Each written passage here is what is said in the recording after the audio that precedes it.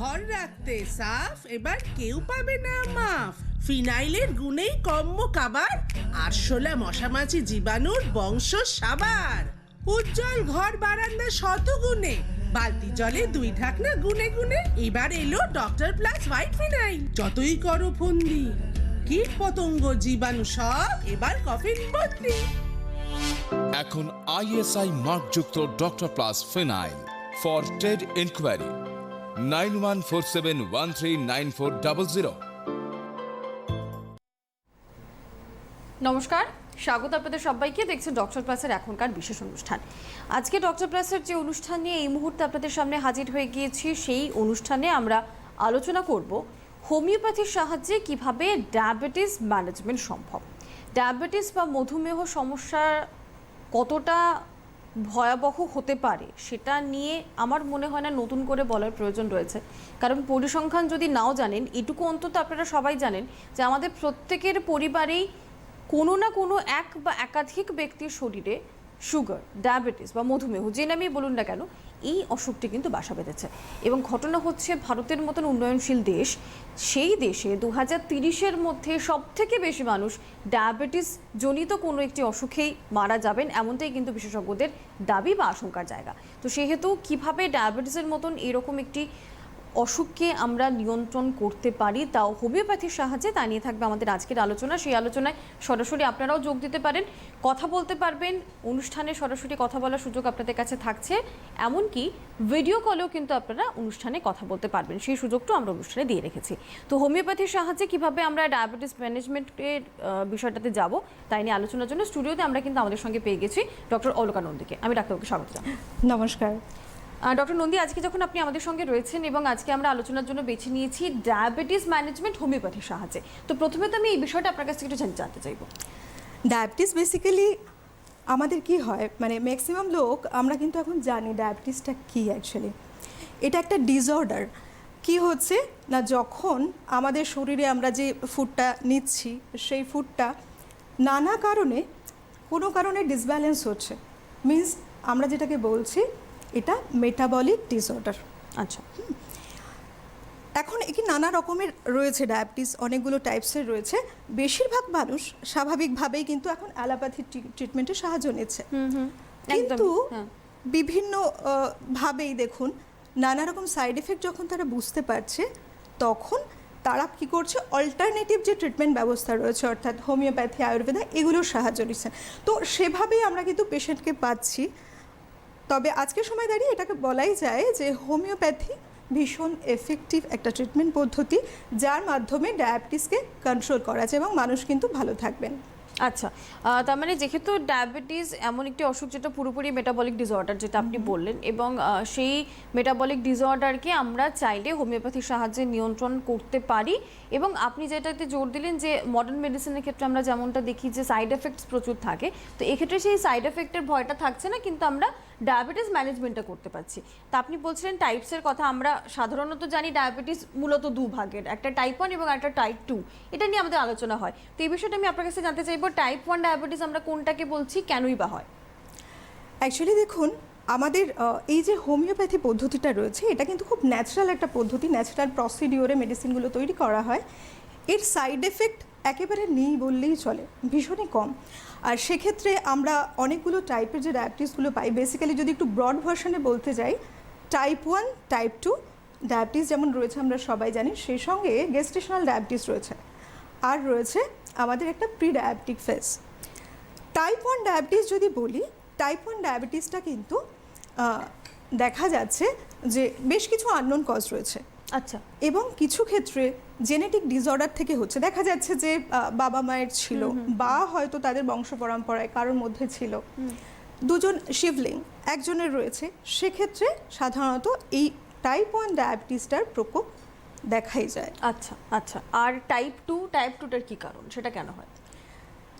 Type 2 basically এটা কিন্তু অনেকটাই ম্যানেজেবল।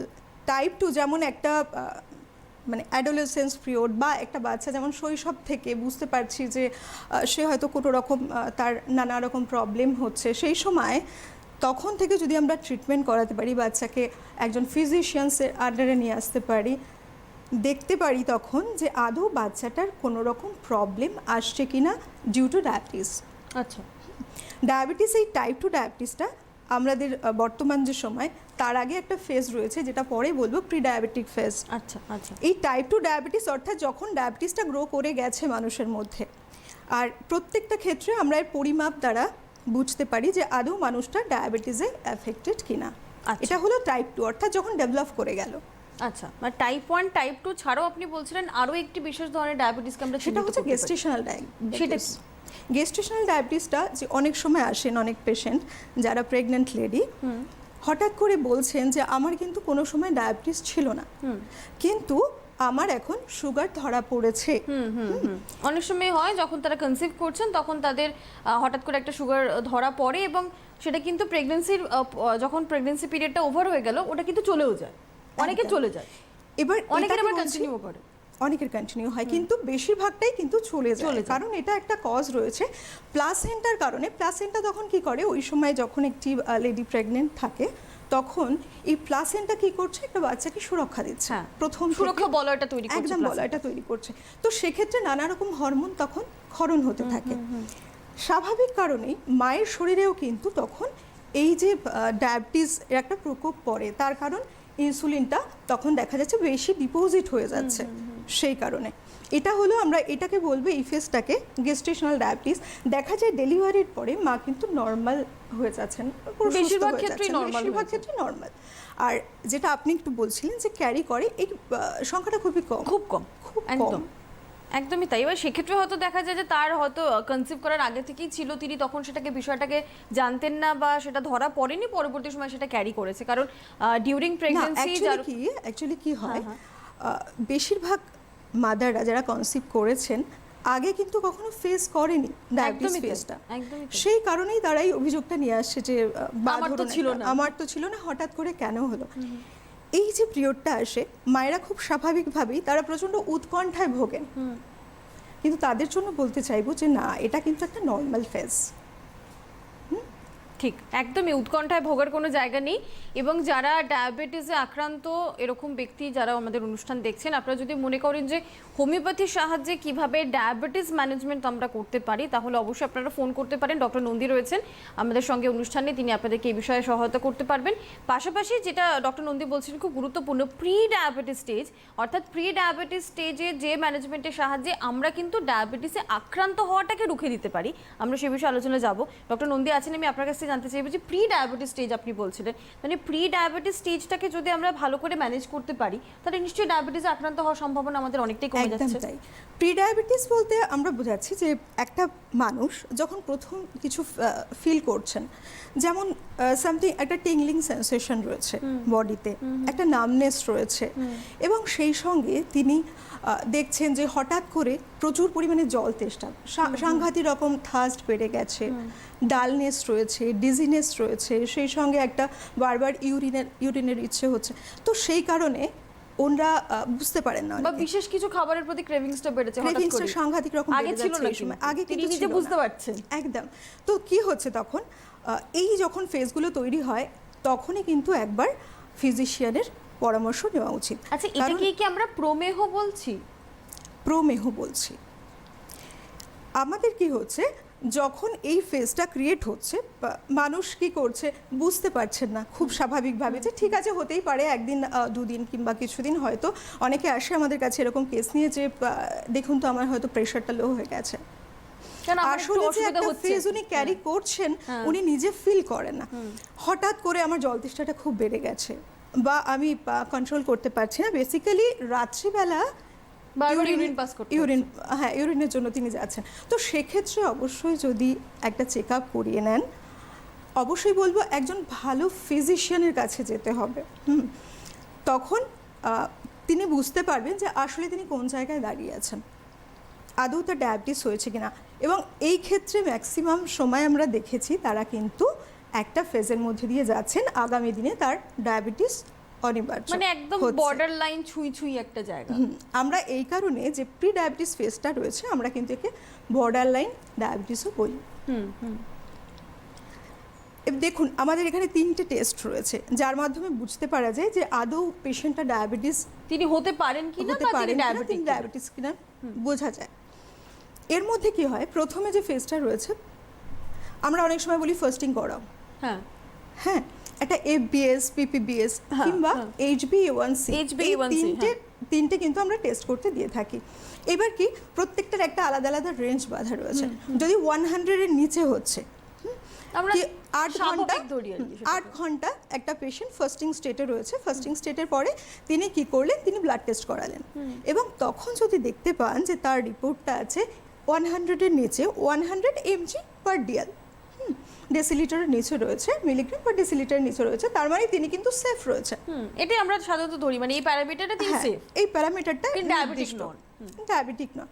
এরপরে যদি আমরা দেখতে পাই যে আমরা কোনটাকে প্রি ডায়াবেটিক ফেজ বলছি, যখন 100 থেকে 125 পর্যন্ত আমরা পাচ্ছি রেঞ্জটা, তখন আমরা বলবো অবশ্যই পেশেন্টকে কিন্তু তার লাইফস্টাইল চেঞ্জ করা উচিত, ডায়েট হ্যাবিট চেঞ্জ করা উচিত, তার মাধ্যমে তিনি সুস্থ থাকতে পারেন। মানে আপনি কিন্তু রিস্ক জোনে আছেন, একদম বলাই যায়। কারণ দেখুন প্রি ডায়াবেটিস যে ফেজ আমরা বলছি, বারবার প্রি ডায়াবেটিস বলছি এই কারণ একটা মানুষ প্রত্যেকেই চায় আমরা সুস্থ থাকতে, ঠিক কথা। এবং সেখানে দাঁড়িয়ে কি হয়, বেশিরভাগ ক্ষেত্রে দেখা যায় মানুষ শুধুমাত্র যেহেতু সচেতন নন সেই কারণে তারা কিন্তু ডায়াবেটিসের শিকার হচ্ছেন। ইনফ্যাক্ট বর্তমানে আমাদের যে ইন্ডিয়া, এটা কিন্তু ডায়াবেটিস ক্যাপিটাল বলা হচ্ছে হোল ওয়ার্ল্ডের মধ্যে, একদমই তাই। এই ফেজটাই চলে এসেছে। আর অ্যাওয়ারনেসের জন্য একটা দিন ফিক্স করে দেওয়া হয়েছে, সেটা হচ্ছে 14 নভেম্বর, যেটা অ্যাওয়ারনেস, মানুষের মধ্যে সচেতনতা আনা যে ডায়াবেটিস আমরা কাকে বলছি, কোন সময় মানুষকে ট্রিটমেন্টের ব্যবস্থা নেওয়া উচিত, মানুষ সম্পূর্ণরূপে ভালো হয়ে যেতে পারেন যদি প্রি ডায়াবেটিক ফেজ থেকে তিনি ট্রিটমেন্ট করাতে থাকেন। আচ্ছা, প্রি ডায়াবেটিক ফেজ যেটাকে আমরা বলছি, এবং আপনি প্যারামিটারটাও বললেন যে যদি দেখা যায় যে কেউ ব্লাড সুগার লেভেলটা টেস্ট করছেন ফাস্টিংয়ে মোটামুটি 100 থেকে 125-এর মধ্যে রয়েছে এই প্যারামিটার, মানে তিনি প্রি ডায়াবেটিক স্টেজে রয়েছেন, অর্থাৎ সতর্ক হতে হবে, লাইফস্টাইল ম্যানেজমেন্টটা ভীষণভাবে দরকার। এখানে হোমিওপ্যাথি কিভাবে আমাদেরকে সহায়তা করতে পারে? আমাদের এটা কি সম্ভব? একেবারেই সম্ভব, এবং দেখা গেছে বেশ কিছু পেশেন্ট যারা প্রি ডায়াবেটিক ফেজের মধ্যে দিয়ে গেছেন, আমাদের যদি ধরা পড়েন সেই টেস্টের মাধ্যমে যে তিনি একটা প্রি ডায়াবেটিক ফেজের মধ্যে দিয়ে যাচ্ছেন, আমাদের বেশ কিছু ভালো মেডিসিন রয়েছে সেখানে। দেখা গেছে যে পেশেন্ট কিন্তু কন্টিনিউ একটা লং টার্ম যে মেডিকেশনের মধ্যে দিয়ে না গিয়েও কিছুদিন বা কিছু মাস ধরে মেডিসিন নিয়ে তিনি সুস্থ হয়ে যাচ্ছেন, পরবর্তীকালে হয়তো তার মেডিকেশনের দরকার নেই। অ্যাকচুয়ালি আরও একটা কথা বলতে চাইব, ডায়াবেটিসটা কিন্তু সবসময় একটা ক্রনিক ডিজিজ, আর ক্রনিক ডিজিজ মানে 2 দিন 1 দিন বা 2 মাস 3 মাস এই সময় তৈরি হয় না, একটি লং টার্ম সময়টা নেয়। আর এই প্রি ডায়াবেটিক ফেজটা হচ্ছে এমন একটি ফেজ যেই ফেজে যদি আপনি কিছু বুঝতে পারেন আনইজি লাগছে, যে কথাগুলো বলা হলো যে ভীষণভাবে থার্স্ট বেড়ে গেছে, খিদে বেড়ে গেছে, ঘুম আসছে না, কষ্ট হচ্ছে তার নানা রকম এই কমপ্লিকেশনসগুলো দেখা যাচ্ছে, বা একটা ড্রাউজিনেস থাকছে, তিনি এনার্জিটা লো ফিল করছেন। দেখো তার নিজের মনে হতে পারে, যেমন আপনার কাছে মানুষ আসছেন যে আমার কি প্রেশারটা তাহলে লো হয়ে গেল, বা বারবার তার রাত্রিবেলা মনে হচ্ছে যে আমার একটা মানে আমাকে বারবার ইউরিন পাস করতে হচ্ছে, এই চাপটা তৈরি হচ্ছে যেটা তার আগে ছিল না, মানে শরীরের এমন কিছু পরিবর্তন যেটা আগে ছিল না, আমরা সেটা নিজেরা বুঝতে পারি। একটু সিরিয়াসলি সেটাকে নোটিস করতে হবে, ইগনোর করলে চলবে না। কারণ এখন যদি আমি পুরো ওয়ার্ল্ড বলি, তো ওয়ার্ল্ড ওয়াইজে দেখা গেছে 537 মিলিয়ন পিপল যারা কিন্তু ডায়াবেটিস নিয়ে চলছেন, বয়ে বেড়াচ্ছেন, প্রচুর সংখ্যাটা। আর সেই সঙ্গে তার থেকেও বেশ কিছু মানুষ দেখা গেছে, অন্তত 2 জনের মধ্যে বলা যেতে পারে 1 জন জানেনই না তিনি ডায়াবেটিসে আক্রান্ত, কারণ তিনি একটা প্রি ডায়াবেটিক ফেজকে অলরেডি ক্যারি করছেন, তিনি বুঝতে পারছেন এবং অচিরেই তিনি ডায়াবেটিসের মধ্যে চলে যাবেন। আর তারপর তো আমরা জানি কি কি কমপ্লিকেশনসের জায়গা তৈরি হয়। তো এক্ষেত্রে আমি বলবো ডায়াবেটিস ম্যানেজমেন্ট যদি আপনার উদ্দেশ্য হয় তাহলে আপনি ফোন করতে পারেন, আপনার যদি কোনো প্রশ্ন থাকে সেগুলো জিজ্ঞেস করে নিতে পারেন। ডক্টর নন্দী আমাদের সঙ্গে রয়েছেন। ইনফ্যাক্ট আমি বলবো শুধু ডায়াবেটিস না, অন্য বিষয়ে যদি আপনাদের প্রশ্ন থাকে তাহলেও কিন্তু আপনারা ফোন করতে পারেন, কারণ আমরা আমাদের সঙ্গে কনসালটেন্ট হোমিওপ্যাথিককে পেয়েছি। ডক্টর নন্দী আজকে আমাদের সঙ্গে অনুষ্ঠানে রয়েছেন, তিনি আপনাদের অবশ্যই প্রশ্নের উত্তর দেবেন। অনুষ্ঠানে ভিডিও কলের মাধ্যমে কথা বলার সুযোগও কিন্তু আপনাদের ক্ষেত্রে থাকছে, এবং সেক্ষেত্রে দেখুন একটা ফোন নাম্বার যাচ্ছে যেখানে আপনারা ভিডিও কল করতে পারেন, একটা স্ট্রিপ লেখা রয়েছে, সেই নম্বরটিতে আপনারা যদি ফোন করেন 905111 দেখুন মাথার উপর লেখা রয়েছে, দেখুন আপনারা যে টিভিতে দেখতে পাচ্ছেন, আপনার টিভি স্ক্রিনের ঠিক মাথার উপর একটা স্ট্রিপ যাচ্ছে, সেখানে পরিষ্কার লেখা রয়েছে যে আপনারা হোয়াটসঅ্যাপে ভিডিও কল করতে পারবেন 9051111251, এটা হচ্ছে নম্বর। এই নম্বরে ফোন করে, এই নম্বর যদি ভিডিও কল করেন তাহলে ভিডিও কলের সুযোগ থাকছে, আর এমনিতেও কিন্তু আপনারা ফোন করে নিজেদের প্রশ্ন জিজ্ঞেস করতে পারেন। আমরা আজকে আলোচনার জন্য আমাদের সঙ্গে স্টুডিওতে পেয়েছি ডক্টর নন্দীকে, এবং আমরা আলোচনা করছি হোমিওপ্যাথির সাহায্যে কিভাবে ডায়াবেটিস ম্যানেজমেন্ট প্রয়োজন। তো আমরা 3 ধরনের ডায়াবেটিসের কথা শুনছিলাম, ডক্টর নন্দী বলছিলেন প্রথমে টাইপ 1 ডায়াবেটিস, টাইপ 2 ডায়াবেটিস এবং প্রসবকালীন যে ডায়াবেটিসে বেশি অনেক ক্ষেত্রেই দেখা যায় যে প্রসূতি তিনি আক্রান্ত হচ্ছেন, তার ক্ষেত্রে কি করে ম্যানেজমেন্টটা করা সম্ভব এবং হোমিওপ্যাথিক মেডিসিন আমরা কি করে এটাকে ম্যানেজ করতে পারি। কারণ আমি টাইপ 1 টাইপ 2 ক্ষেত্রেও যাব, বেশিরভাগ ক্ষেত্রে আমরা যেটা দেখি ডক্টর নন্দী, যারা দীর্ঘদিন ধরে ডায়াবেটিসে আক্রান্ত, সুগারের ওষুধ খান, কেউ ওষুধ খান, কাউকে ইনসুলিন নিতে হয়, কারণ মডার্ন মেডিসিন এই দুটোই চিকিৎসা, এবং পরবর্তীতে আমরা দেখি যে তার থেকে কিন্তু একাধিক অন্যান্য উপসর্গ, কারোর কিডনি এফেক্টেড হচ্ছে, কারোর ক্যাটারাক্ট হয়ে যাচ্ছে, চোখ এফেক্টেড হচ্ছে, ডায়াবেটিক নিউরোপ্যাথি ভীষণ কমন একটা সমস্যা। ইনফ্যাক্ট ডায়াবেটিস কিন্তু হার্ট অ্যাটাকের ঝুঁকিও বাড়িয়ে দেয়। বিভিন্ন ক্ষেত্রে আমরা দেখতে পাই অন্যান্য অর্গানগুলোতে প্রভাব পড়ছে। তো এর থেকে বাঁচার কি উপায়, আমরা হোমিওপ্যাথিতে কি করে ডায়াবেটিস ম্যানেজমেন্ট করতে পারি, বা এই যে সাইড এফেক্ট যেগুলো অন্যান্য অঙ্গ প্রত্যঙ্গে প্রভাব পড়ছে সেগুলোর হাত থেকেও কি আমরা বাঁচতে পারি? একদম, সবটাই কিন্তু সঠিক সময়ে যদি আমাদের কাছে কোনো পেশেন্ট চলে আসেন, আমরা কিন্তু এই হোমিওপ্যাথিক মেডিসিনের দ্বারা পুরোপুরি তাকে কিওর করে তুলতে পারি।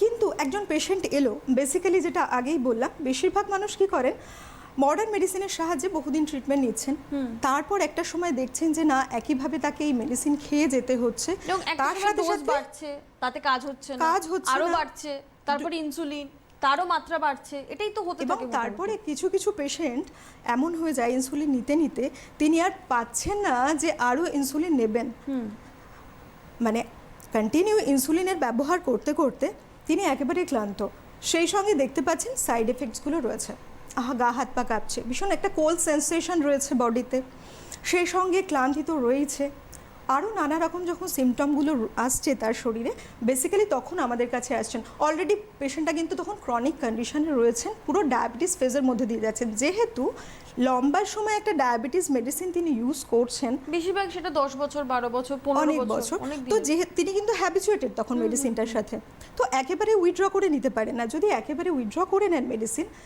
তাহলে তার পক্ষে কিন্তু সার্ভাইভ করা সম্ভব নয়। সেক্ষেত্রে আমরা কি করছি, আমরা আমাদের হোমিওপ্যাথি মেডিসিন প্যারালালি দিচ্ছি। তাহলে কি হচ্ছে, ব্যালেন্সটা ঠিক করার জন্য হোমিওপ্যাথির ডোজ আস্তে আস্তে বাড়ছে, মেডিসিনটা দিচ্ছি, সেই সঙ্গে অ্যালোপ্যাথি যে ডোজে পেশেন্টটা মেডিসিনটা নিত সেই মেডিসিনের ডোজটা ধীরে ধীরে কমানো হচ্ছে। এইরকম করতে বা দীর্ঘদিন সময় পরে দেখা গেল টেস্ট করে যে না, পেশেন্ট বেশ একটা ভালো কন্ডিশনে রয়েছে, তখন মনে হতেই পারে যে হ্যাঁ, এখন কিন্তু আমরা পুরো মডার্ন মেডিসিনটাকে উইথড্র করে নিতে পারি। ইনফ্যাক্ট এরকম হয়েছে, সেক্ষেত্রে আমরা তখন শুধুমাত্র হোমিওপ্যাথি ট্রিটমেন্টের দ্বারা সারিয়ে তুলতে পেরেছি পেশেন্টকে। ক্রনিক সিচুয়েশন এলে সময়টা অনেক বেশি লাগবে, কারণ একেবারে যেহেতু আমরা মেডিসিনটা বন্ধ করতে পারছি না। তাই তো এই যে যেটা আপনি বলছেন যে দেখা যাচ্ছে বহুদিন ধরে ডায়াবেটিসে আক্রান্ত, তা সত্ত্বেও একটা সময়ের পর মডার্ন মেডিসিন থেকে তিনি কুইট করতে পারছেন এবং করার পরও তিনি নিজেকে ভালো রাখতে পারছেন, এটা তো ডেফিনেটলি খুব ভালো একটা জায়গা। কিন্তু তার সঙ্গে আমরা অন্যান্য যে ভয়গুলো, মানে ডায়াবেটিস আমাদের শরীরে থাকলে আমরা যেটা জানি যে আস্তে আস্তে অন্যান্য অঙ্গগুলো এফেক্ট করতে থাকবে, সেই ভয়টাও কি এখান থেকে চলে যাচ্ছে? মানে যে কিডনির কোনো সমস্যা হওয়া বা ডায়াবেটিক নিউরোপ্যাথির সমস্যা বা অনেকে নার্ভের একটা অন্য সমস্যা থাকে, তাদের একটা কন্টিনিউয়াস একটা ট্রিমার চলতে থাকে, এগুলো কি আমরা এড়িয়ে যেতে পারবো? দেখুন, ডায়াবেটিস যেহেতু সম্পূর্ণ রকম একটা মেটাবলিক ডিসঅর্ডার সিনড্রোম, তো খুব স্বাভাবিকভাবেই কি হচ্ছে, আমাদের সমস্ত অর্গ্যান, যে অর্গ্যানগুলো আমাদের শরীরে রয়েছে, ভাইটাল অর্গান, তার উপরে প্রভাব ফেলবেই। একদম নার্ভ থেকে শুরু করে নার্ভ, হার্ট, কিডনি, লিভার, সব ক্ষেত্রে কিন্তু এর একটা প্রভাব রয়েছে সাংঘাতিক রকম। তো সেক্ষেত্রে মানুষ যখন আসছেন আমাদের কাছে, দেখতে হবে তার প্যাথোলজিক্যাল কন্ডিশনটা কোন জায়গায় রয়েছে, তার উপরে বেস করে। এ কারণে আমাদের প্রথমে দেখতে হয় পেশেন্টের পোর্টফোলিও কি আছে বর্তমানে, সে কোন স্টেজে রয়েছেন এই ডিজিজ কন্ডিশনের, তার উপরে বেস করছে যে পেশেন্টটা কতটা রিকভারি করবে। ইনফ্যাক্ট রিকভারি করেও যায় পরিস্থিতি বুঝে, আর কিছু কিছু ক্ষেত্রে দীর্ঘদিন তাকে মেডিকেশনের আন্ডারে রাখতে হয়, পেশেন্ট ভালো থাকেন। তখন কি হচ্ছে, তখন এটা ম্যানেজেবল, মেডিসিনও নিচ্ছেন এবং সেই সঙ্গে ডায়েট, এক্সারসাইজ এইগুলো করতে হবে। দেখুন অনেক সময় কিন্তু আমরা যোগা দিয়ে থাকি এর সাথে সাথে, কিছু ন্যাচুরোপ্যাথির সাহায্য নেওয়া হয়ে থাকে। হোমিওপ্যাথি মেডিসিনটা টোটালি একটা ন্যাচারাল ওয়েতে তৈরি হচ্ছে। তো আমরা যেটাই অ্যাপ্লাই করছি পেশেন্টের ওপরে তার স্টেট বুঝে, ফিজিক্যাল স্টেটটা কী আছে। যেমন দেখুন আমাদের বেশিরভাগ দেখা যায় যখন টাইপ 1 ডায়াবেটিসটা হয়, আবার একটু ফিরি টাইপ 1 ডায়াবেটিসের দিকে। একদম টাইপ 1 ডায়াবেটিসের ক্ষেত্রে আমরা দেখতে পাচ্ছি কি হচ্ছে না, শরীরে কিন্তু প্যানক্রিয়াসে থেকে যে আমাদের ইনসুলিনটা বেরোচ্ছে, ইনসুলিন কোনো কারণে উৎপন্ন হচ্ছে না। তো ইনসুলিনটা কী হিসেবে কাজ করে, যেমন কোনো একটা যখন আমাদের ঘরে কেউ প্রবেশ করবে দরজাটা খোলা দরকার, তো ইনসুলিন কি করে, একটা হরমোন, যার প্রভাবে কি হচ্ছে গ্লুকোজ যখন আসছে সেটাকে ইনসুলিনের দ্বারা এনার্জিতে কনভার্ট করছে। তো যখন এই এনার্জিতে কনভার্ট করতে পারছে না, জেনারেলি কি হবে, ইনসুলিনটা ডিপোজিট হতে থাকবে। ইনসুলিন দেখা যাচ্ছে দুটো ব্যাপার রয়েছে। সেকেন্ড ফেজে ইনসুলিন ডিপোজিটেড হচ্ছে, আর প্রথম ফেজে ইনসুলিনটা কি হচ্ছে, যেহেতু বেরোচ্ছে না তো ইনসুলিনের কার্যকারিতাই থাকছে না, তখন আমরা বাইরে থেকে নিতে হচ্ছে আমাদের ইনসুলিন। আর সেকেন্ড স্টেজে ডায়াবেটিসের ফেজ রয়েছে, ইনসুলিনটা বেরোচ্ছে কিন্তু কাজ করছে না, তখন ইনসুলিন ডিপোজিট হয়ে যাচ্ছে, সেটা আরেকটা সমস্যা। তো আগে দেখে নিতে হবে যে পেশেন্টের আদৌ টাইপ 1 ডায়াবেটিসে রয়েছে বিলং করছে না পেশেন্ট টাইপ 2 ডায়াবেটিসে বিলং করছে, সেই অনুযায়ী আমাদের ট্রিটমেন্টের ওয়েটা তৈরি হবে। কারণ টাইপ 1 এর ক্ষেত্রে চিকিৎসা পদ্ধতি একরকম, টাইপ 2 এর ক্ষেত্রে নিশ্চয়ই আরেক রকম। একদম, কারণ টাইপ 1 পেশেন্টের ক্ষেত্রে তাকে যদি কোনো ইনসুলিন সিক্রেশন হচ্ছেই না, ইনসুলিন সিক্রেশন হচ্ছে না, সেক্ষেত্রে আমাদের হোমিওপ্যাথিটা কিভাবে কাজ করছে না, পেশেন্টের যাতে প্যাথোলজিক্যাল অন্য চেঞ্জেসগুলো না আসে, যে হার্টের উপরে এফেক্ট করছে, কিডনির উপরে এফেক্ট করছে, অর্থাৎ কি তৈরি হচ্ছে আমাদের ধীরে ধীরে দেখা যাচ্ছে যে আমাদের রেটিনোপ্যাথি হচ্ছে, নেফ্রোপ্যাথি হচ্ছে, নিউরোপ্যাথি তৈরি হচ্ছে, কারণ নার্ভের ওপরেও কিন্তু এফেক্ট করছে ডায়াবেটিস। তো এই যে কন্ডিশনসগুলো ক্রিয়েট হচ্ছে আমরা মেডিসিনের দ্বারা এটাকে মেনটেন করতে পারি, অর্থাৎ সেই পেশেন্টটা ওই কন্ডিশনে যাবে না, সুস্থ থাকবে, ভালোভাবে থাকবে। আর টাইপ 2 ক্ষেত্রে আমরা কি করছি, ম্যানেজমেন্ট যেটা দিচ্ছি মেডিকেশনের মাধ্যমে, সেক্ষেত্রে পেশেন্ট পুরোপুরি দেখা গেছে অনেক ক্ষেত্রে পুরো কিওর হয়ে গেছে। সঙ্গে আমরা অবশ্যই বলবো ম্যানেজমেন্ট, অর্থাৎ হেলদি ডায়েট করুন, এক্সারসাইজ করুন। এক্সারসাইজ ভীষণ প্রয়োজন, ওয়েট লস করতে হবে, ঠিক সেই সঙ্গে ব্লাড প্রেশার যদি বেশি থাকে, কোলেস্টেরল যদি বেশি থাকে, সেগুলোকে কিন্তু মেনটেন করতে হবে, যেটা আমাদের মেডিসিন দ্বারা সম্ভব। তাহলেই পেশেন্টটা সুস্থ হতে পারবেন, ভালো থাকতে পারবেন। আমাদের বেশ কিছু ভালো মেডিসিনস রয়েছে, সিজিজিয়াম জ্যাম্বুলিনাম খুব ভালো মেডিসিন, ভালো কাজ করছে, অ্যাভাইনাস স্যাটাইভা ভালো কাজ করে, এবং সেই সঙ্গে জেনিলিয়াম রয়েছে একটা মেডিসিন আমাদের। আরও যদি আমরা বলি প্যাথোলজিক্যাল একটা কন্ডিশনে যখন মানুষ চলে যাচ্ছে, সেক্ষেত্রেও কিন্তু আমাদের লিডাম, লাইকোপোডিয়াম, ফসফরিক অ্যাসিড, এরকম বেশ কিছু মেডিসিনস আছে কাজ করছে। ধরুন কোনো একটা পেশেন্টের দেখা যাচ্ছে যে সে এসছে একটা ডায়াবেটিক কন্ডিশনে রয়েছে পেশেন্ট, তার গ্যাস্ট্রাইটিস রয়েছে, সেই সঙ্গে দেখা যাচ্ছে যে সন্ধ্যের দিকে বিকেলবেলা ম্যাক্সিমাম পেশেন্টটা ভুগছেন কি সাংঘাতিক তার গ্যাস্ট্রিক প্রবলেম রয়েছে, অ্যাসিডিটি হয়েছে, সেক্ষেত্রে আমরা লাইকোপোডিয়াম দিয়ে পেশেন্টটাকে আমরা ভালো রাখতে পারবো। আবার দেখা যাচ্ছে কোনো একটা পেশেন্টের দেখা যাচ্ছে আইস প্রবলেম রয়েছে এবং তার সমস্ত টেস্ট করে দেখা গেল ডিউ টু ডায়াবেটিস এই প্রবলেমের শিকার, তখন আমরা কি করব, তখন তার জন্য ফসফরাস খুব ভালো কাজ করে। আচ্ছা, এইভাবে পার্টিকুলার কিছু মেডিসিন হবে। তবে আমাদের হোমিওপ্যাথিক যেটা বিশেষভাবে বলে বারবার, সেটা কিন্তু একটা টোটালিটির ওপরে বেস করে আমরা মেডিসিনকে সিলেক্ট করি। ঠিক। তো যে টোটালিটির ওপরে বেস করে মেডিসিনগুলোকে সিলেক্ট করা হচ্ছে, তার মানে সেক্ষেত্রে যিনি পেশেন্ট, তার এজ, তার কোন টাইপের ডায়াবেটিস, তার অন্যান্য প্যারামিটার্সগুলো কীরকম রয়েছে, পুরোটাকে মাথায় রেখে সেই হিসেবে কিন্তু ডিজাইন করা হচ্ছে যে তার জন্য কোনটা প্রয়োজনীয় এবং কীভাবে তিনি ভালো থাকতে পারেন। আচ্ছা ডক্টর নন্দী, আমরা একটা জিনিস জানি, ডায়াবেটিস বলুন বা থাইরয়েড বলুন বা হাইপার টেনশনের মতো সমস্যার ক্ষেত্রে মডার্ন মেডিসিন মানে কিন্তু সারা জীবন সেই মানুষটিকে ওষুধ খেয়ে যেতে হবে। কারো যদি একবার ডায়াবেটিস ধরা পড়ে তার মানে তিনি ওষুধ খাচ্ছেন কিংবা ইনসুলিন নেবেন, কারো যদি রক্তে থাইরয়েড ধরা পড়ে তার মানেও তাকে ওষুধ খেয়ে যেতে হবে, যে কোনো মাত্রারই হোক, cholesterol same problem, hyper tension same বিষয়। হোমিওপ্যাথির ক্ষেত্রেও কি ব্যাপারটা একই, মানে একবার যদি কোনো একটা কিছু এই ধরনের অসুখ সেটা ডিটেক্ট হলো, তবে লাইফ লং আমাকে ওষুধ খেয়ে যেতে হবে, মেনটেন্যান্সের মধ্যে থাকতেই হবে, নাকি সুস্থও কেউ হতে পারেন? না, সুস্থ হতে পারে, ইনফ্যাক্ট বেশিরভাগ মানুষ সুস্থ হয়েই ফেরেন। আমি যেটা বললাম যে ডিপেন্ড করছে সম্পূর্ণ মানুষটা কোন স্টেজে দাঁড়িয়ে আছে, তার যে কোনো তার প্রবলেম ক্রিয়েট হলো, একটা ক্রনিক ডায়াবেটিস কন্ডিশনে এলো, কিংবা আপনি যেটা এক্ষুনি বলছিলেন হাইপার টেনশন বা কোলেস্টেরল লেভেলটা তার এতটাই হাই হয়ে গেছে, হোমিওপ্যাথি মেডিসিন দ্বারা কিন্তু এটাকে পুরোপুরি ম্যানেজমেন্ট সম্ভব, পেশেন্টটা ভালো থাকবে। আর সেক্ষেত্রে আমরা দেখে নেব, তাকেও মাঝে মধ্যে আসতে হবে চেক আপের জন্য, সে কতটা ভালো থাকছেন, গেইন করছেন, মেডিসিন নেওয়ার পর থেকে মেডিসিন পরের রিপোর্ট তাকে কি বলছে। যদি দেখা যায় রিপোর্ট অনুযায়ী সে ধীরে ধীরে দেখা যাচ্ছে যে তার কোলেস্টেরল লেভেলটা আস্তে আস্তে কমে যাচ্ছে বা হাইপারটেনশন যেটা ছিল সেটা থাকছে না, তো আমরা অবশ্যই বলবো যে একজন ভালো ফিজিশিয়ানের কাছে যান, গিয়ে তাকে দেখিয়ে তার পরামর্শ নিতে পারেন। যদি প্রয়োজন হয় তিনি আপনার মেডিসিনটাকে উইথড্র করতে পারে। সেক্ষেত্রে লাইফ লং যে কোয়েশ্চেনটা রয়েছে, তো লাইফ লং না হতেই পারে। আর এক্ষেত্রে যিনি আক্রান্ত ব্যক্তি তার ফুড হ্যাবিটস কীরকম হবে সেটা কি আপনারা ঠিক করে দেন? ফুড হ্যাবিটস ম্যানেজমেন্টটা কি এখানে ভীষণ প্রয়োজন? ভীষণ প্রয়োজন। ফাইবার ডায়েট বেশিরভাগ ইনটেক করতে হবে, ফাইবারযুক্ত খাবার খেতে হবে। সেক্ষেত্রে ফ্রুটস, নাটস, আমরা যেমন বলি ভেজিটেবল খেতে বলি, এগুলো খেতে হবে। এবং আমরা সেই সঙ্গে বলি জাঙ্ক ফুডগুলো অ্যাভয়েড করো, জাঙ্ক ফুড অ্যাভয়েড করতে হবে। কারণ একটা ব্যাপার কিন্তু রয়েছে যে দেখুন, জাঙ্ক ফুড আমাদের জন্য ক্ষতিকারক আমরা সবাই জানি, সেটা ডায়াবেটিস ক্ষেত্রেও প্রযোজ্য। তো আমরা এগুলো অ্যাভয়েড করতে বলি, এক্সারসাইজ করতে বলি। এক্সারসাইজের সাথে সাথে কি হয়, দুটো হরমোন ক্ষরণ হয়, সেরোটোনিন অ্যান্ড ডোপামাইন, যেটা হ্যাপি রাখে মানুষকে। কারণ মেন্টাল স্ট্রেস, টেনশন, এখনকার বর্তমান যে সিচুয়েশন রয়েছে, এটাও কিন্তু ডায়াবেটিস বাড়িয়ে দিচ্ছে পরিমাণে মানুষের। কিন্তু স্ট্রেস টেনশনে ভুগছেন বিভিন্ন কারণে, প্রচুর চাপ। মানুষকে বলতে শোনাই যায় যে এত প্রেশার নিতে পারছে না। আর পারছি না, ঠিক। তো সেক্ষেত্রে আমরা বলবো যে এক্সারসাইজ করুন, আপনার যেটা ভালো লাগে। আপনি আধ ঘন্টা সকালে হাঁটতে পারেন, সেটা যেমন উপকারিতা দেবে, সেই সঙ্গে জগিং করুন, সুইমিং করুন, জিমে যেতে পারেন, অনেক অপশানস কিন্তু রয়েছে। মোটামুটি আপনাকে এক্সারসাইজ করতে হবে, নিজের জন্য সকালবেলা আধ ঘন্টা অন্তত তুলে রাখুন, তাহলে ভালো থাকবেন।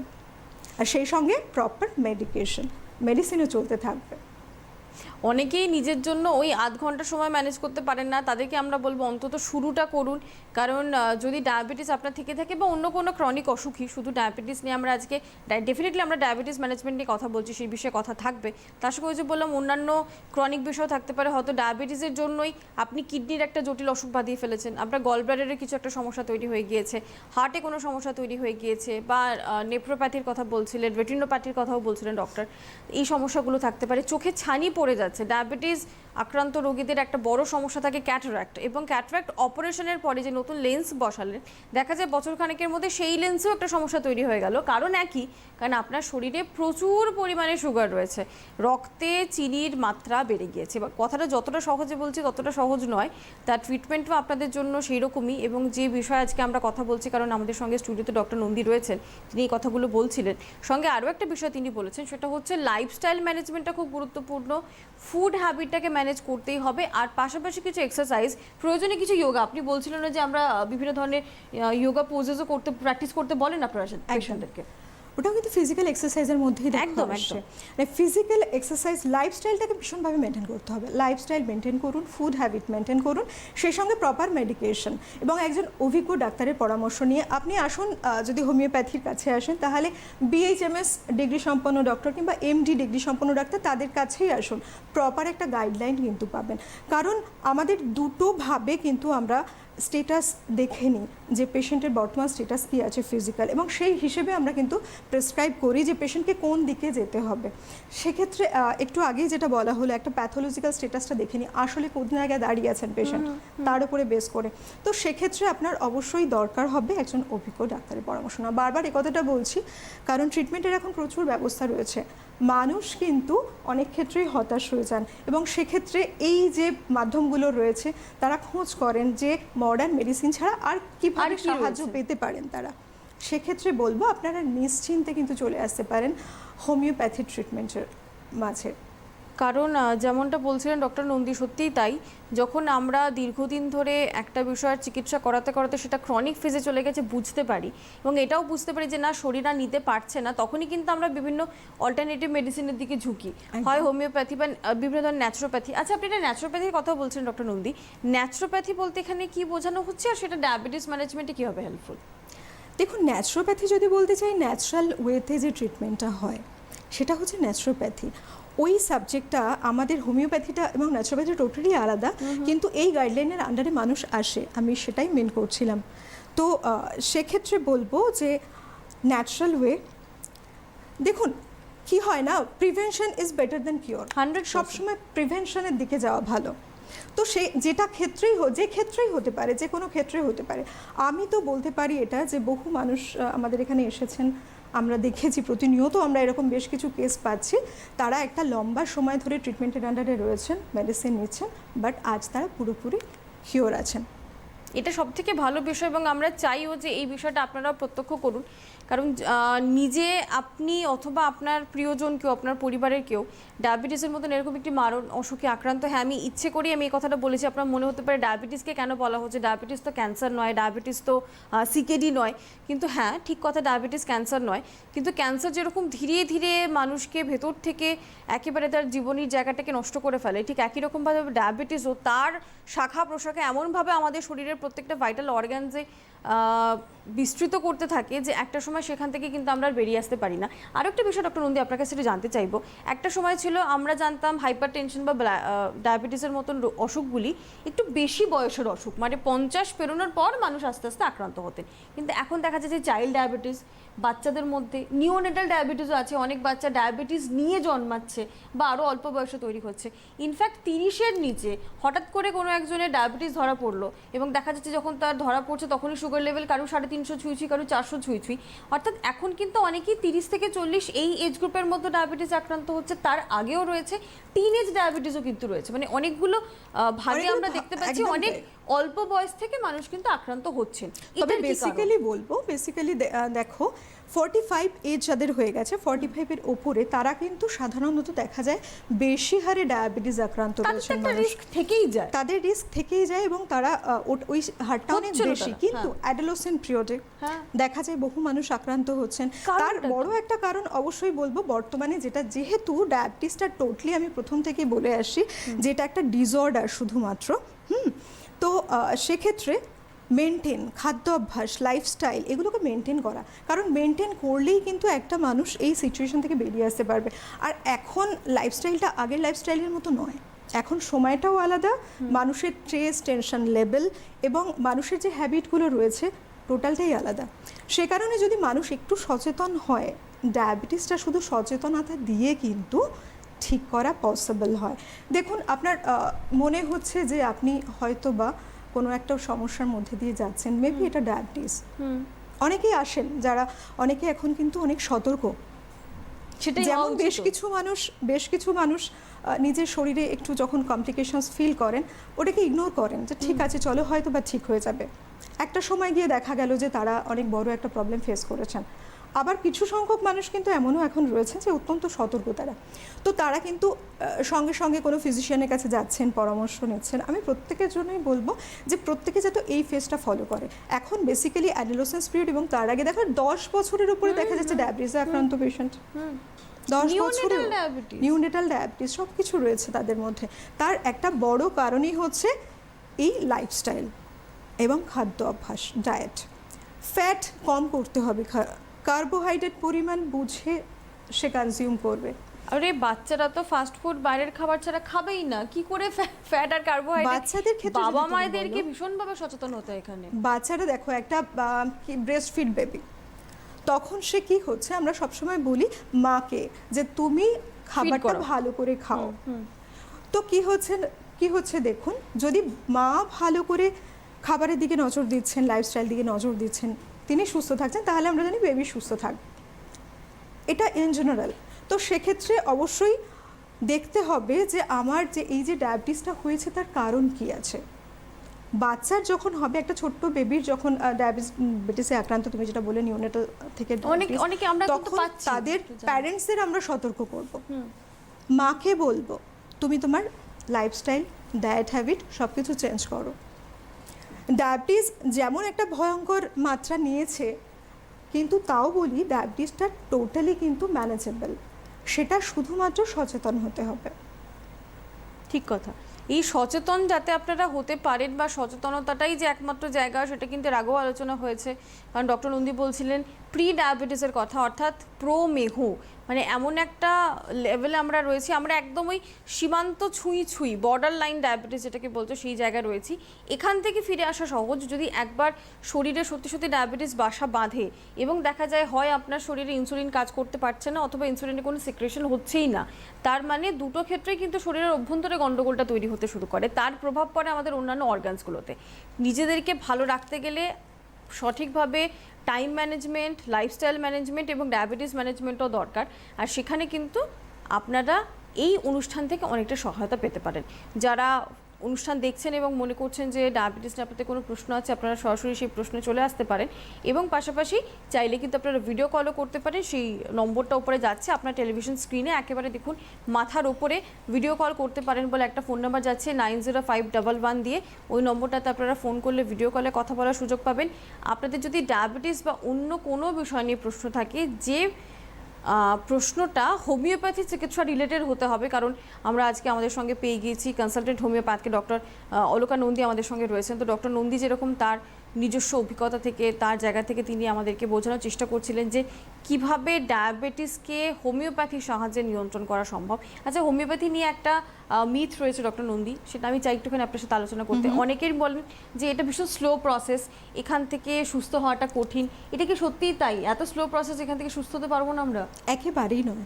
এবার দেখা যাচ্ছে যে একটা পেশেন্ট এলো অনেক দিনের একটা বড় সমস্যা নিয়ে, নিশ্চয়ই খুব কম দিনে, অনেক বছরের সমস্যা, নিশ্চয়ই হোমিওপ্যাথি মেডিসিন প্রয়োগ করা হলেও কিছুদিনের মধ্যেই তিনি একেবারে সুস্থ হয়ে যাবেন, এটা কিন্তু অ্যাকসেপ্ট করা যায় না, তাই তো?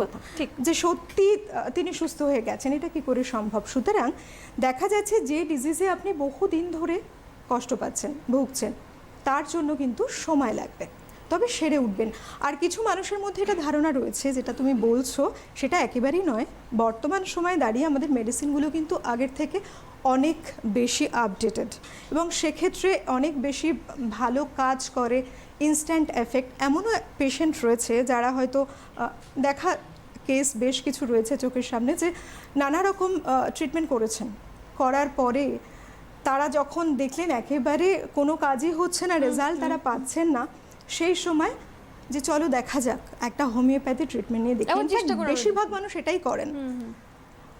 তো তখন এসে যখন আমাদের কাছে এলেন, হয়তো অনেকটা আশা ছেড়েই দিয়ে এসেছেন যে চলো একবার লাস্ট ট্রাই করি, তারা কিন্তু সেই ফেজ থেকে ফিরে গেছেন সুস্থ হয়ে একেবারে। এটাও হয়েছে। এবং সেটা যে লং টার্ম নিয়েই হয় সেটা সবসময় নয়। একটা প্রবলেম ক্রিয়েট হচ্ছে আপনার অনেক দিন ধরে, সেক্ষেত্রে সময়টা বেশি লাগবে। আর যদি দেখা যায় কিছুদিনে একটা সমস্যা হয়েছে, যে কোনো ডিজিজে আপনি আক্রান্ত, খুব তাড়াতাড়ি কিন্তু কিওর হয়ে যাবেন। এই বিষয়ে তো ডক্টর নন্দী কথা বলছেন। আপনারা যদি মনে করেন যে ভিডিও কল করবেন, হোয়াটসঅ্যাপে ভিডিও কল করবেন, তাহলে একটা নম্বর আমি বলে দিচ্ছি 905111 দিয়ে, দেখুন নম্বরটা যাচ্ছে ঠিক আপনার টেলিভিশন স্ক্রিনের মাথার উপর একটা স্ট্রিপের মধ্যে লেখা রয়েছে 9051111251। এই যে নম্বরটা, এই নম্বরে যদি আপনারা ফোন করেন, এটা হোয়াটসঅ্যাপ নম্বর যেখানে আপনি ভিডিও কল করতে পারবেন। ভিডিও কল করলে কিন্তু আপনারা কথা বলার সুযোগ পাবেন অনুষ্ঠানে, সেই জায়গাটা তৈরি হচ্ছে 9051111251। এই হচ্ছে নম্বর। আর যদি মনে করেন যে আপনাদের প্রশ্ন রয়েছে হোমিওপ্যাথি রিলেটেড কোনো প্রশ্ন, কোনো অসুখে হয়তো আপনি ভুগছেন, সেখানে হোমিওপ্যাথি আপনাদেরকে সহায়তা করতে পারে কিনা, কোনোভাবে সাহায্য করতে পারে কিনা, তাহলে আপনারা সরাসরি আমাদেরকে ফোন করতে পারেন, প্রশ্ন জিজ্ঞেস করতে পারেন। ডক্টর নন্দীকে আজকে আমরা আমাদের সঙ্গে পেয়ে গেছি।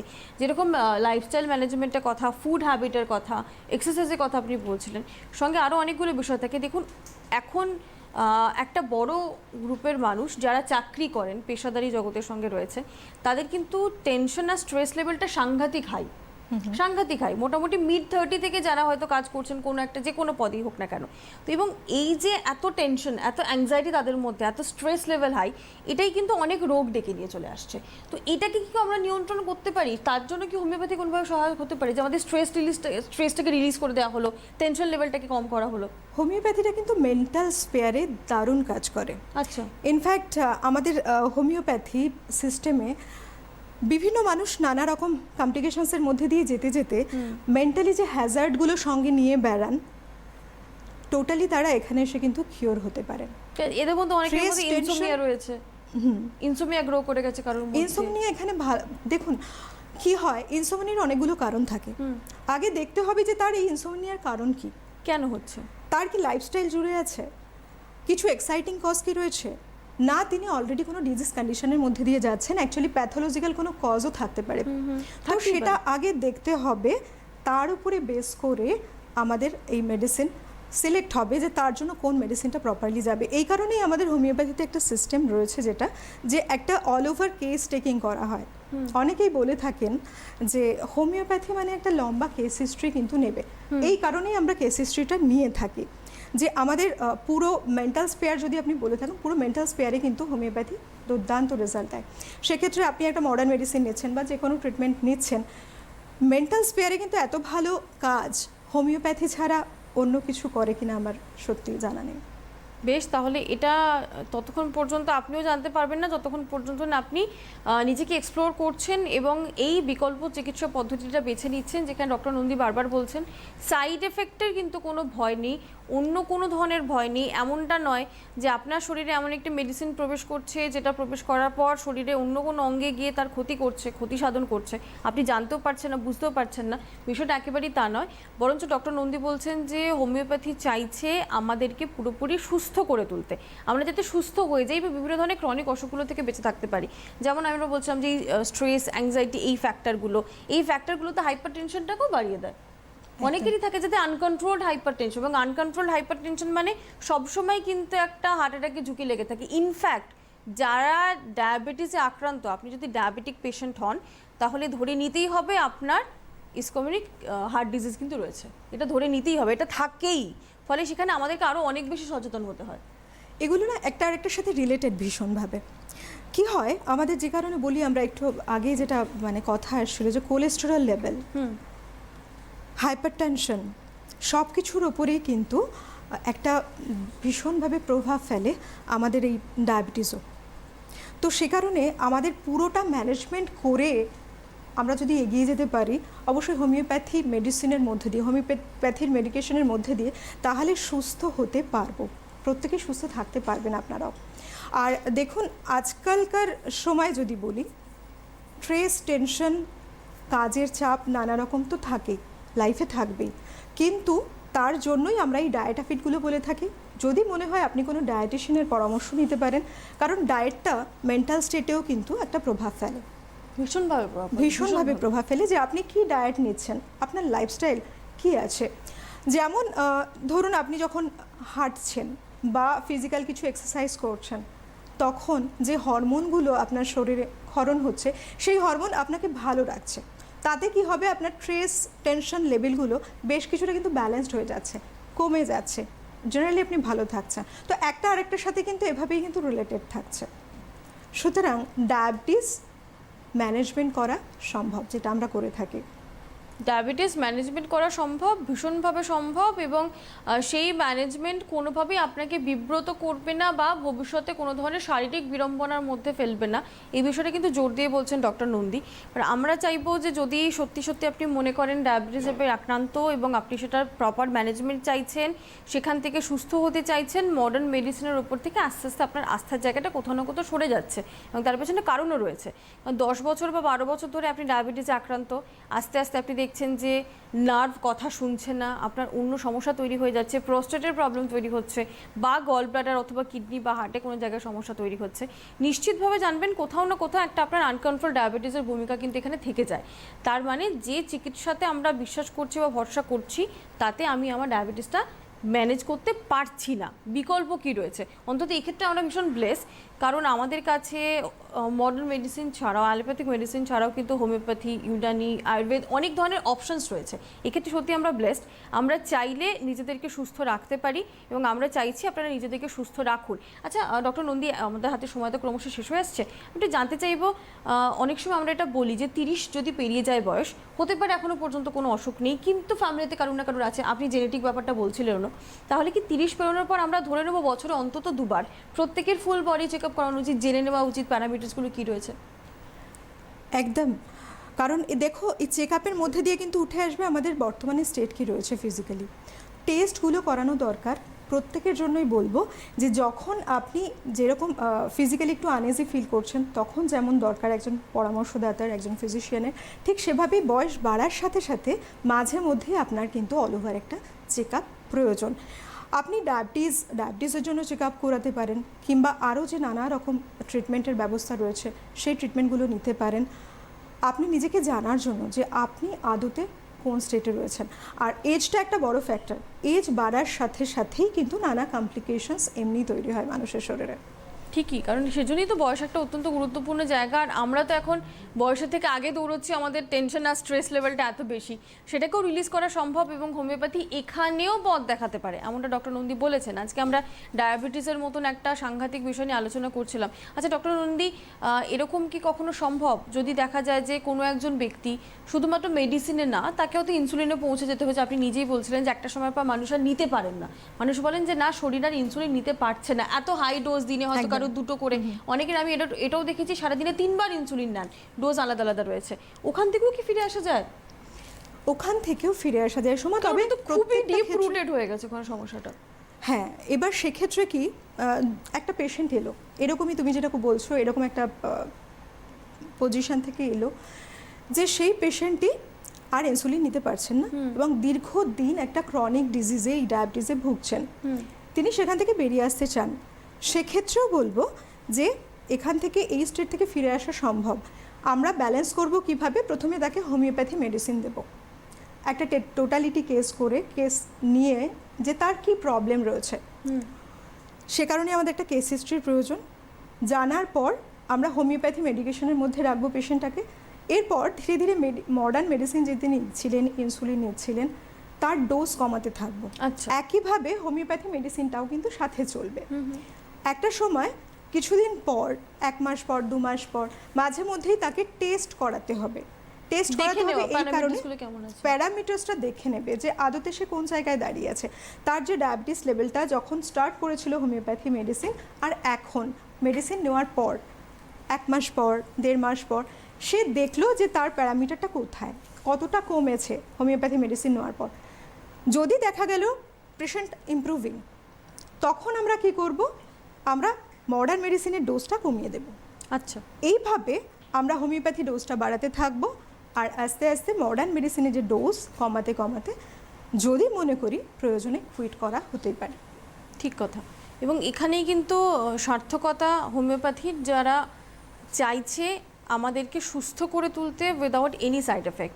এবং আজকে আমরা এই ডায়াবেটিস ম্যানেজমেন্ট বাই হোমিওপ্যাথি, কীভাবে হোমিওপ্যাথি চিকিৎসায় ডায়াবেটিস ম্যানেজমেন্ট করতে পারি সেটা নিয়ে কথা বলছিলাম। প্রত্যেকটি ক্ষেত্র, একবারে টাইপ 1 থেকে শুরু করে টাইপ 2, প্রসবকালীন যে ডায়াবেটিসের সমস্যা বা প্রি ডায়াবেটিস, এই প্রত্যেকটা বিষয় নিয়ে আমরা আলোচনা করছিলাম। ডক্টর নন্দী আমাদেরকে বুঝিয়ে বলছিলেন যে কীভাবে lifestyle management, homeopathy treatment, food management, ফুডের উপরে বারবার তিনি জোর দিচ্ছিলেন যে কোন খাবারটা খাবো, কোনটাকে বর্জন করব, সেই বিষয়টা তো আমাদেরকে তো সচেতন থাকতেই হবে, জেনে নিতেই হবে যে কোন খাবারটা একেবারেই চলবে না। এবং তার সাথে পর্যাপ্ত পরিমাণে এক্সারসাইজ, শরীরে ঘাম ঝরানো, ক্যালোরি বার্ন করা, প্রয়োজনে কিছু যোগার সাহায্য, সেটাও সাজেস্ট করে দেওয়া হয় যে কিভাবে কোন যোগাটা প্র্যাকটিস করবেন, কতক্ষণ ধরে প্র্যাকটিস করবেন। এগুলো কিন্তু অত্যন্ত গুরুত্বপূর্ণ। তবে যদি ভেতর থেকে আমরা সুস্থ হতে না চাই, আমরা যদি লাইফস্টাইল ম্যানেজ না করি, তাহলে কিন্তু ডায়াবেটিস ম্যানেজমেন্ট কার্যত অসম্ভব। এবং ডায়াবেটিস একমাত্র ডায়াবেটিস না, বরঞ্চ বলা ভালো এটা একটা পাথওয়ে তৈরি করে দেয় অন্য সবার জন্য, যাতে অন্যান্য অসুখগুলো আস্তে আস্তে আমাদের শরীরে বাসা বাঁধতে পারে। একদমই তাই। ডায়াবেটিসটা এমনই একটা আমাদের শরীরের ডিজিজ, যার জন্য আপনি বলেছেন দরজা খোলার মতন। হ্যাঁ, মানুষ বুঝতে পারছে যে আজকে তার প্রভাবটা কতখানি। সেই কারণে বর্তমানে আমাদের ইন্ডিয়া কিন্তু এই জায়গায় দাঁড়িয়ে রয়েছে, এবং হোল ওয়ার্ল্ড বহু মানুষ এখনও জানেন না তারা আদতে ডায়াবেটিস কন্ডিশনের মধ্যে দিয়ে চলছেন, অনেকেই জানেন না। তখন হঠাৎ করে মনে হলো যে তার নানা রকম কমপ্লিকেশনস ক্রিয়েট হচ্ছে। যদি কোনো ফিজিশিয়ানের কাছে গেলেন, তার পরামর্শ নিয়ে টেস্ট করালেন, তাহলে বুঝতে পারলেন তিনি ডায়াবেটিস ফেজে দাঁড়িয়ে আছেন।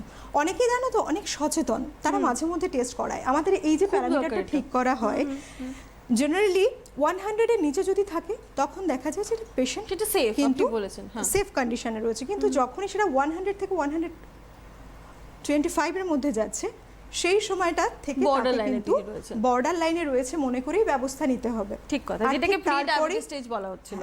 একদম 126 থেকে যদি অ্যাভবে গেল তার মানে তিনি diabetic ডায়াবেটিসের মধ্যেই রয়েছে। একদম, এবং এই পুরো ম্যানেজমেন্টটা হোমিওপ্যাথির সাহায্যে করা সম্ভব, সেটা নিয়ে আমরা আজকে আলোচনা করছিলাম। ডক্টর অলকা নন্দী আজকে আমাদের সঙ্গে ছিলেন। আমরা কিন্তু অনুষ্ঠান শেষ করব, নির্ধারিত সময় আমরা শেষ করে ফেলেছি। পরবর্তীতে আবার আমরা আলোচনায় থাকবো এবং সেই আলোচনাতে সরাসরি চাইলে আপনারাও যোগ দিতে পারবেন। অনেক ধন্যবাদ দেবো ডক্টর নন্দী আপনাকে, আপনি আমাদের সময় দিয়েছেন বলে।